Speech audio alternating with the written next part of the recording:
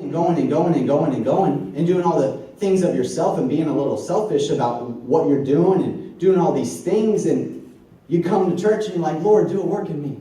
And you're like, Lord, do something in my life. And you're expecting a change, but you're not even willing to change, right? And how can you expect to change if you're not at first willing to change your own habits and change your own ways? And he's saying, first, you got to die to yourself before I can do anything. You're waiting on him, but he's actually waiting on you. Yeah. He's waiting on you to take the first step and say, Lord, I'm done with this. Yeah. I'm going to die to myself because I don't want this anymore. I just want you. Yeah. Right? And sometimes it's so hard. It's so hard to die to yourself because you get so comfortable in your ways. And comfort is a dangerous place to be.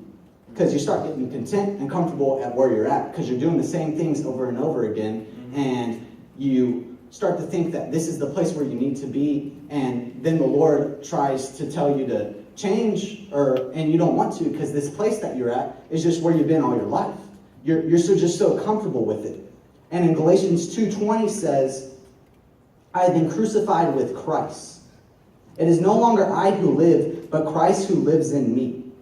And the life I now live, in the flesh I live by faith in the Son of God, who loved me and gave himself for me. Right there it says, it is no longer I who live, but Christ who lives in me. Straightforward. And so I'm telling you that I'm not telling you, but the Lord is saying that if you want change, you first got to change yourself. You first got to die to yourself before he can do anything. And even he knew, let me tell you this, Jesus is the only one that knows the glorification that can come from your death. Yeah. You just watch what he does through the kingdom. Watch through the people that you can reach through you. Because after you die, you just watch the glorification that comes through the kingdom after your resurrection. Just watch it. And even Jesus knew that Lazarus had to die, because in verse 45, it says, many of the Jews, therefore, who had come with Mary, had seen what he did, believed in him. Believed in him. Just basic 3 words, but it means so much, because it just shows you the meaning of that death. Mm-hmm. That it was not returned void. It was not worthless, because he knew that once he died, and once these people saw the resurrection that was come out of this life, people would believe.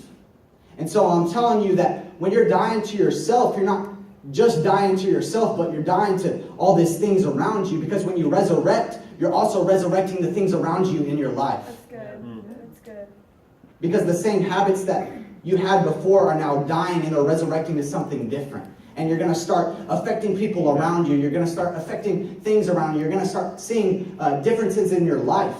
Because you were once an old man. An old woman, and now you're dead, and now you're a new man, you're a new woman in Christ, because you are letting him live through you, and you're done with yourself. Yeah. Okay? Now, this next point is something that really stood out to me.